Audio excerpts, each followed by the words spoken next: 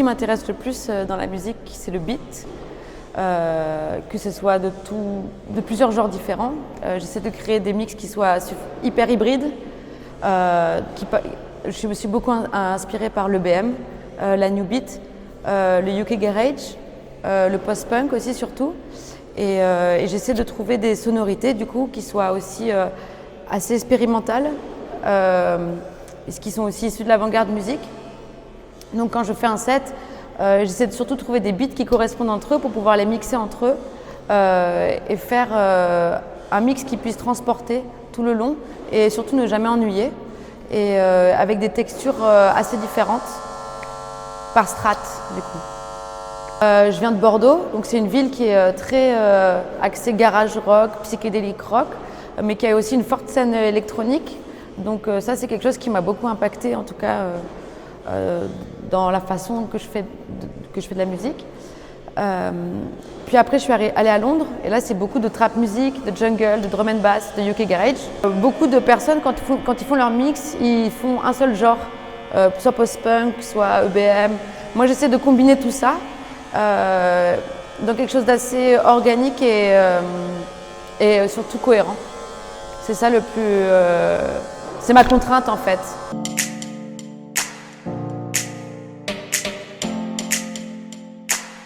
Mon premier blaze, c'était Morgan Metal.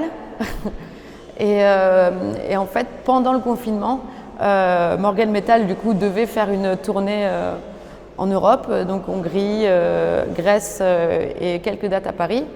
Et tout a été annulé. Genesis P. Orridge est mort des Strumi Grissel le soir où tous les concerts ont été annulés. Et c'est là qu'est né DJ Under Arrest à cause de l'oppression policière dans le monde entier. Et aussi parce que j'adore regarder toutes les anecdotes autour de tous les DJ qui se sont fait suivre par les policiers, dont DJ Stingray, enfin plein de DJ que j'adore qui ont été mis sur écoute à la veille des rave parties pour que les policiers trouvent où se trouve la rave party. Et aussi j'adore parce que quand on cherche mon nom sur Google, DJ Under Arrest, on a toute une listing de tous les DJ qui se sont fait arrêter dans l'histoire, dont pas mal dont cette DJ palestinienne qui est restée en prison pendant 2 semaines. Enfin, c'est assez agréable de faire cette recherche-là, qu'on voit un peu l'oppression policière depuis des décennies et des décennies.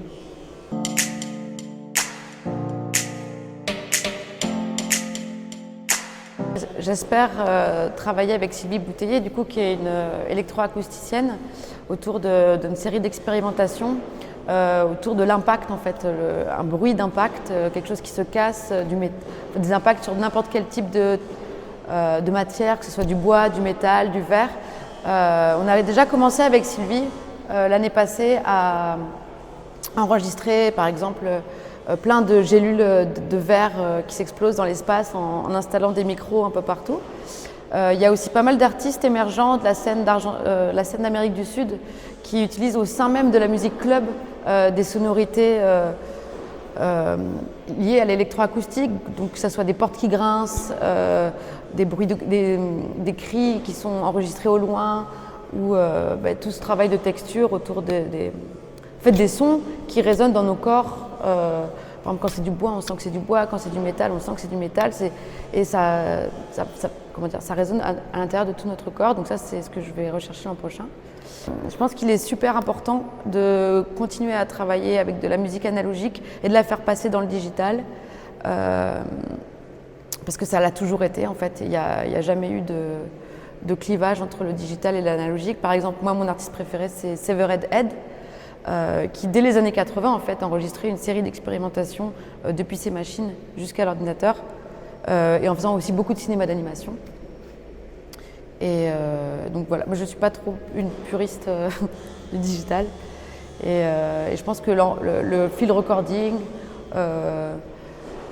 l'enregistrement de plusieurs matières sonores au sein des machines telles que les synthétiseurs, tout en faisant du collage en digital par l'ordinateur, peu importe les ingrédients, tant que la soupe est bonne, enfin, je sais pas, peu importe la recette, tant que le son est là, et qu'on peut faire surtout ressentir des énergies, arriver à faire danser aussi avec des sons un peu étranges, ça c'est ça qui m'intéresse.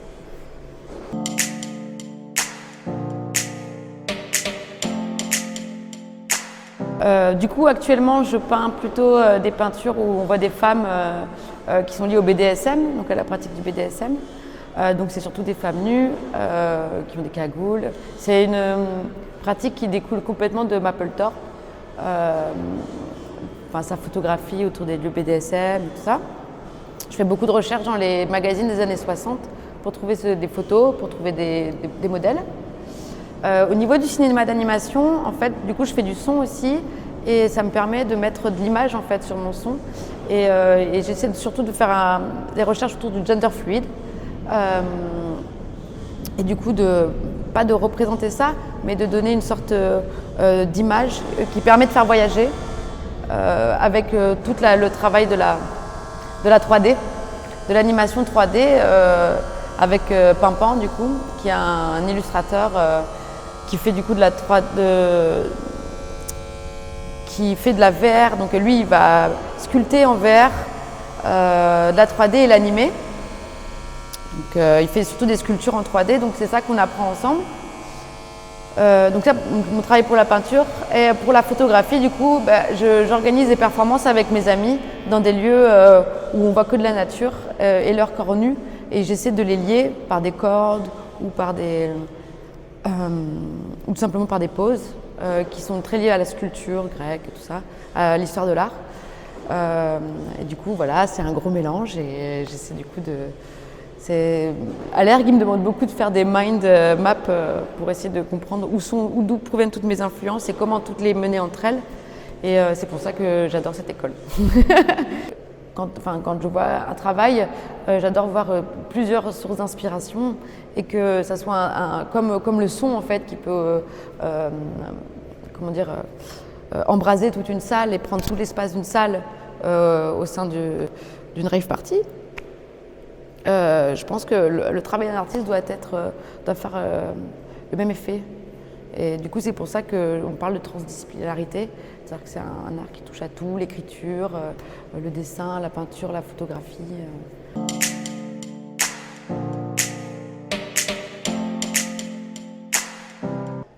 Du coup, ce qui me plaît avec la scène électronique belge, c'est qu'elle n'est pas tout à fait établie, elle est en devenir.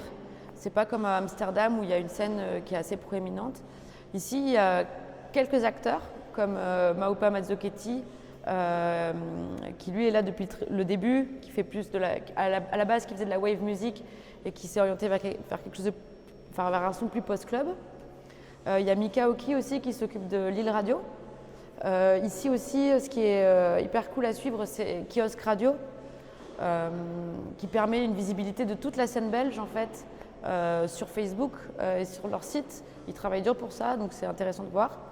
Après, il y a des musiciens avec lesquels je suis très proche, comme Karaginan, qui fait partie de Carcass Identity. Donc c'est vraiment avant-garde musique, quelque chose de tribal, un peu rituel. Après, il y a toute la scène électro, donc Anayad, qui est une super meuf qui fait du super son. Et il y a Simon Adriani, qui fait lui aussi un son assez électro. Et